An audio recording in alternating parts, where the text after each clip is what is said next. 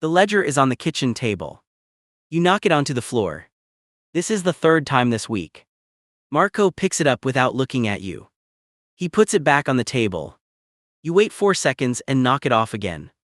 Marco is on the phone. He does not notice. Your name is not important.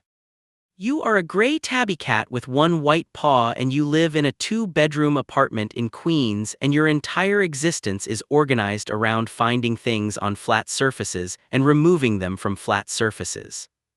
This is not a choice. This is who you are. Marco found you in a box outside a deli on Junction Boulevard 3 years ago. He carried you home in his jacket pocket. You bit him twice on the way. He kept you anyway.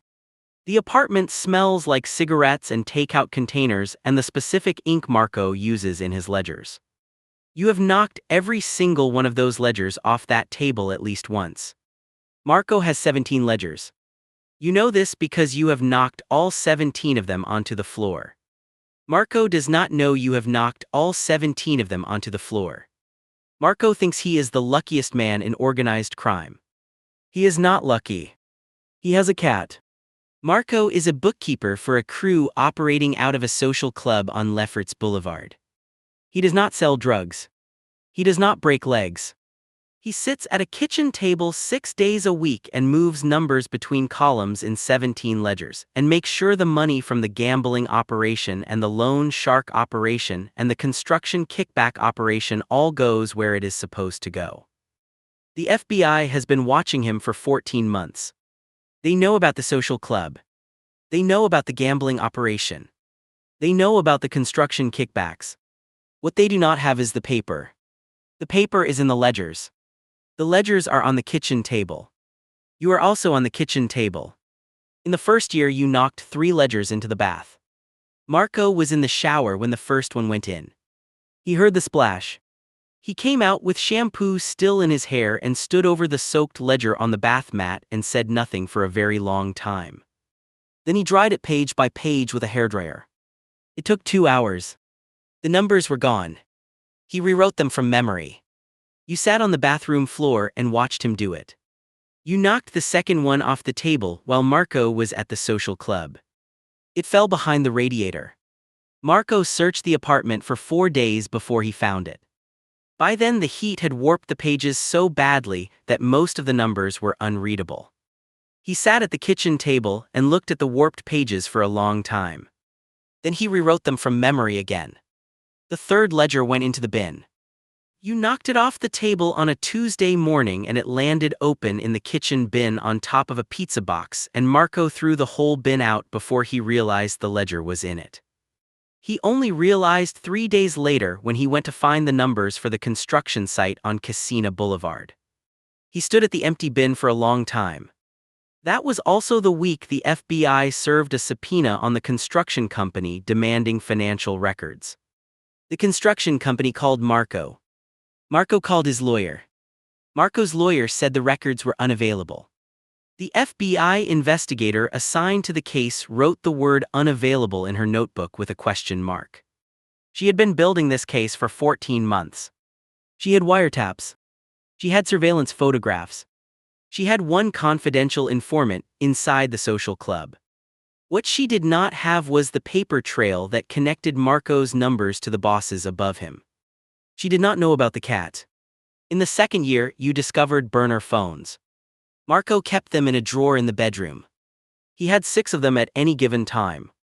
You discovered that if you opened the drawer with your paw and pulled the phones out one at a time, they made a very satisfying sound when they hit the floor. On a Tuesday in March, you pulled all 6 phones out of the drawer and batted them across the bedroom floor and under the bed. Marco found 4 of them.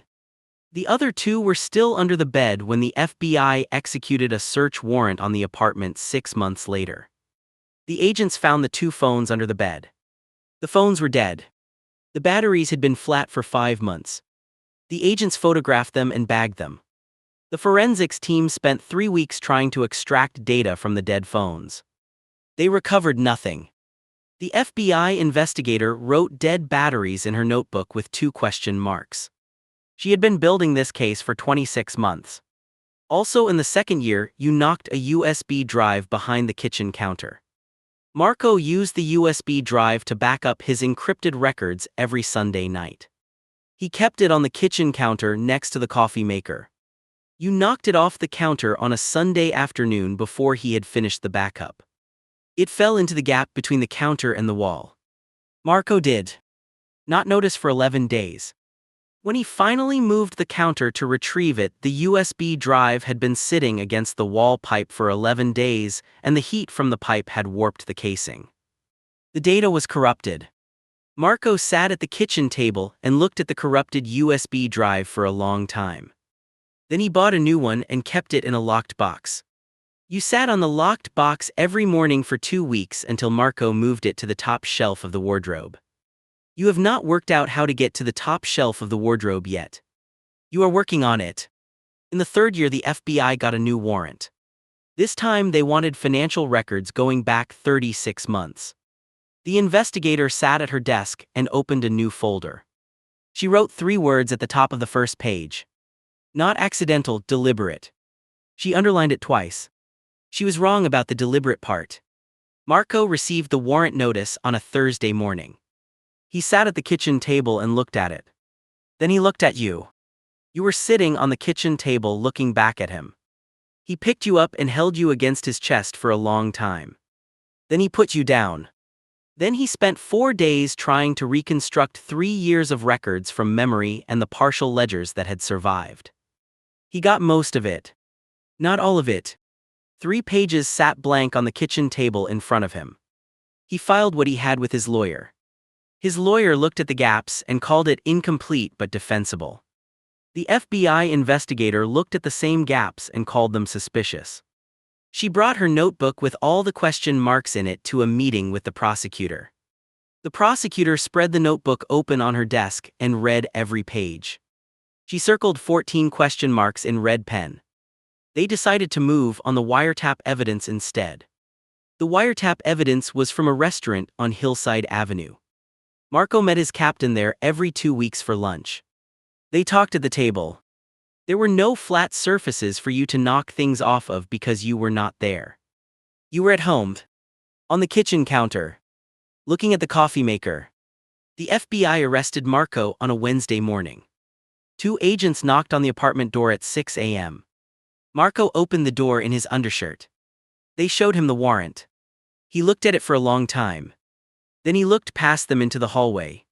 Then he stepped back and let them in. You sat on the kitchen table and watched the agents move through the apartment. They opened the wardrobe. They found the locked box on the top shelf. They brought it down. They opened it. The USB drive was inside. You watched them put it in an evidence bag. Marco sat at the kitchen table in handcuffs and watched them too. You walked across the table and sat in front of him. He looked at you. You looked at the coffee maker on the counter. The prosecutor spread the records from the USB drive across the courtroom table. She pointed at Marco's name on the first page. She pointed at the boss's name on the last page. She pointed at 17 transactions in between. Marco was convicted on 9 counts. He received 14 years. The apartment went to his sister. His sister also took you. She lives in a house in Flushing with a very long kitchen counter. You are on the counter right now. There is a USB drive next to the coffee maker. You look at it. You look at the edge of the counter. You look at the USB drive again. You reach out one white paw.